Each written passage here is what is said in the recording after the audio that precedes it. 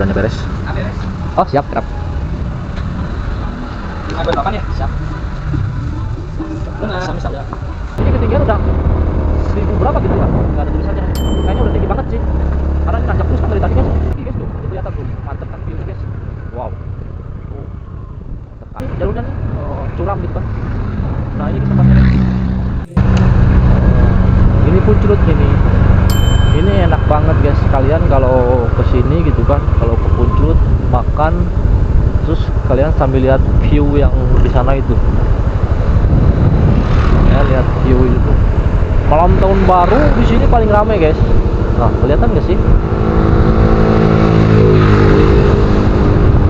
Malam tahun baru paling ramai karena emang viewnya kelihatan semua kan. Kembang api kan, orang pada dari kembang api masih kelihatan. Nah ini belum. Pokoknya sepanjang jalan ini ya,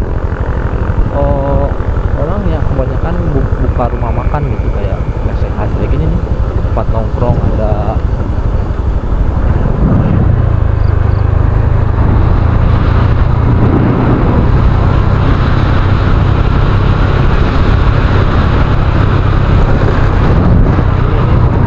Itu namanya guys, kalau di Bandung kalian nggak kesini sih rugi ya, nggak rugi sih, cuman ya sayang aja gitu kan, tempat bagus ini gitu kan, view-nya mantap. Kalau malam ya sayang aja kalau nggak kesini gitu kan, apalagi sama keluarga gitu kan. Wah enak banget mau makan-makan di apa ya, gua saranin sih jangan weekend ya, kalau pengen nyantai gitu, kalau pengen gak banyak orang, hari-hari biasa aja. Ini hari-hari biasa kayak gini nih, jalan sepi enak kan. Tapi kalau weekend, waduh di sini tuh udah macet, mana di tanjakan gitu kan. Makanya di video sebelumnya gak gue saranin buat yang baru belajar naik mobil atau enggak baru belajar naik motor lewat jalur ini. Tanjakan kayak gini kan guys, lebih ngeri gitu kan, bahaya aja gitu ya. Mungkin kalaupun mau ya didampingi sama yang udah profesional gitu, yang udah jago lah nyetirnya, biar ada yang bantuin kalau ada apa-apa di jalan. Nah ini nih banyak ban-ban ini nih peruntukan buat kalau remblong atau gimana guys. Nah ini nih kenapa ada tempat ini, karena di sini sering kecelakaan guys. Nah ini kalau remblong di sini apa ya, biar nggak ngabal ke bawah gitu kan. Karena sini sering kejadian guys remblong. Gua juga dulu sempet ya mau gua dulu sempet lewat sini, pernah ngalamin juga mau remblong, cuman keburu gua ngerti gitu kan, wah ini kayaknya udah panas tuh. Jadi ini saran juga nih ya buat kalian yang kalau mau ke jalur yang nanjak gitu ya, apalagi tanjakannya kayak panjang gitu kan, kalian sering-sering cek itu deh, cek apa namanya, piringan buat rem cakram itu. Nah kalian cek piringan rem cakramnya, kalau panas dia kadang suka blong remnya guys, karena itu udah panas gitu kan. Kalau udah blong tuh dia panas piringannya tuh, kalau piringannya udah panas dia rem bakalan blong. Nah buat mengantisipasi sementara ya, karena kan mungkin jauh dari bengkel atau gimana gitu, kalian kalau enggak kalian diam aja, kalian istirahatin dulu motornya gitu kan, kalian istirahatin dulu motornya, berhenti dulu ngopi-ngopi atau gimana. Atau enggak kalau kalian emang ngejar waktu ya, kalian apa namanya, kalian basuh sama air aja, kalian cuci sama air. Ntar pasti kalau remnya sampai blong gitu kan, begitu kita siram pakai air, kayak yang apa ya, kayak kena panas gitu guys, kayak langsung ngebul gitu kan. Nah itu yang menyebabkan kadang rem tuh kadang suka blong gitu kan. Nah itu bahayanya guys. Gua tahu itu karena gua ngalamin rem blong guys, cuman bukan di jalur sini ya. Gua ngalamin rem blong itu pas gua jalur ke, aduh apa namanya, dia lewat pada suka, ya Allah apa sih, itu gua dulu kesana tuh waktu gua pacaran, waktu gua masih pacaran sama istri gua ya, posisinya gua masih pacaran sama istri gua main ke Cartil, namanya Cartil guys. Nah di sana juga ya view-nya nggak jauh deh kayak di Puncak gitu kan. Sana juga enak guys di Cartil. Nah gua pernah ke sana pas berangkat aman ya, pas gua berangkat ke atas gitu kan. Begitu pulang gua nggak paham kan, gua nggak ngerti juga gitu kan masalah rem kayak gini. Nah gua mainin aja dari atas kan, rem depannya tuh gua mainin terus gitu kan. Begitu di pertengahan si remnya makin lama makin kayak ngeplos guys, apa ya bahasanya, bahasa Indonesianya ngeplos tuh. Jadi makin gua rem tuh kayak makin ke dalam, makin dalam guys. Habis itu teh udah hilang, nggak ada rem lagi gitu kan, kayak kosong aja. Nah di situ deh gue panik tuh sama istri gue kan, nggak dulu gue panik kan. Untung alhamdulillahnya ada jalan yang emang, nah ini tempat kopi guys, enak ya, ramai kali guys di sini.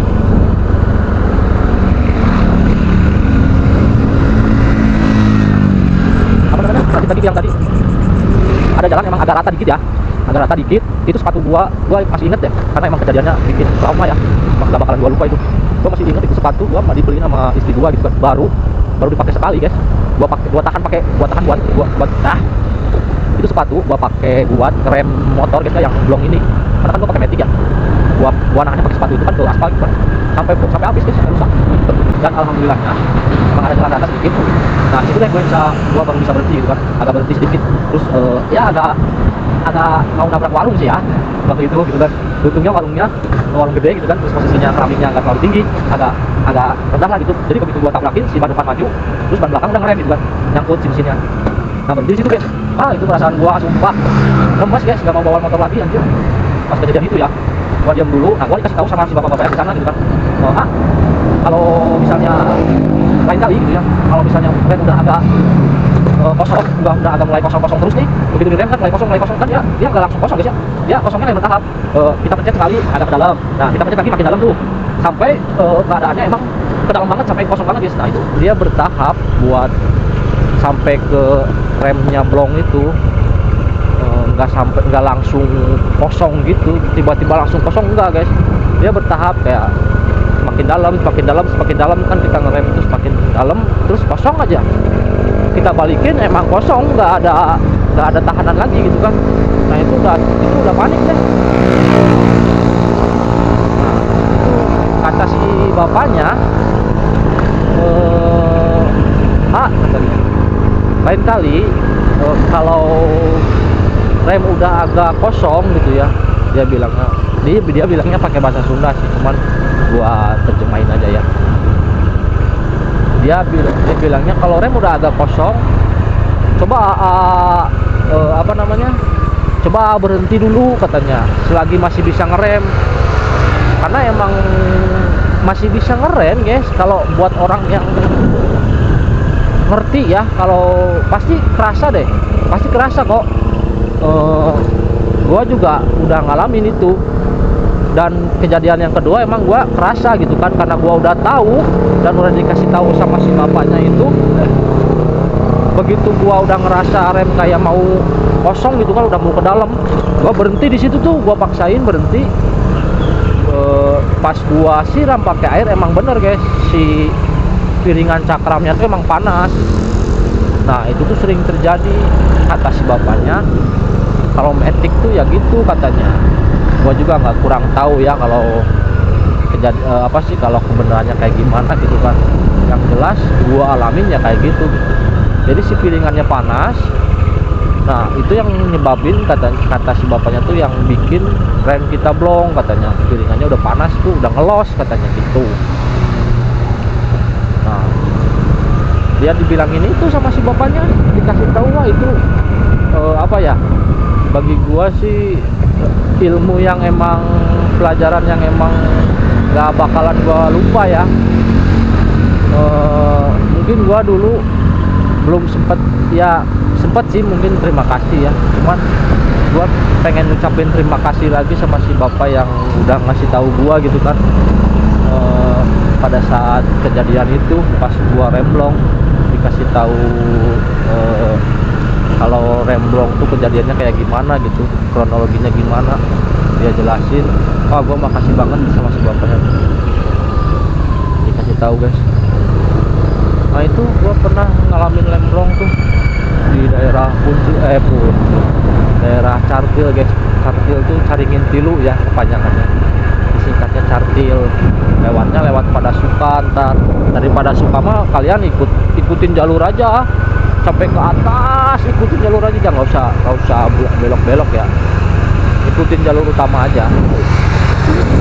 Kalian ikutin jalur utama, ntar makin ke atas tuh udah kayak pokoknya udah kelihatan nih banyak orang yang apa ya, banyak orang tempat dagang-dagang gitu. Maksud gua banyak tempat banyak tempat yang buat ngopi kayak gitu guys, kayak dagang cemilan atau enggak tempat ngopi di sana. Nah itu udah nyampe, pokoknya udah rata deh di atas itu kelihatan kok. Udah nyampe, nah udah itu di sana tuh. Kalau dulu sih gua kesana belum ada ya, mungkin ada tempat makan atau apapun itu ya. Cuman karena gua cuman ngopi doang, jadi begitu gua nemu tempat yang emang enak gitu kan, yang emang cocok buat nyantai, ya udah gua berhenti di situ. Dan emang sekeliling gua kayak tempat ngopi semua guys, tempat ngopi sekeliling gua tempat ngopi semua, tempat nongkrong gitu kan.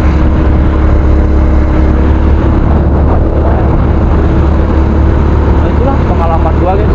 Nah ini udah mau nyampe guys, ini udah di Dago Bengkok. Perjalanan berapa jam ya? Perjalanan jam setengah 10. Tadi setengah 10 kurang sih ya. Dan berangkat tuh jam, tadi gua berangkat jam gua dapat orderan tuh jam setengah 9 ya. Sekarang baru setengah 10, berarti sejam pulang pergi. Emang harganya deket, emang harganya 16.000 sih ya. Harus yang terlalu jauh banget.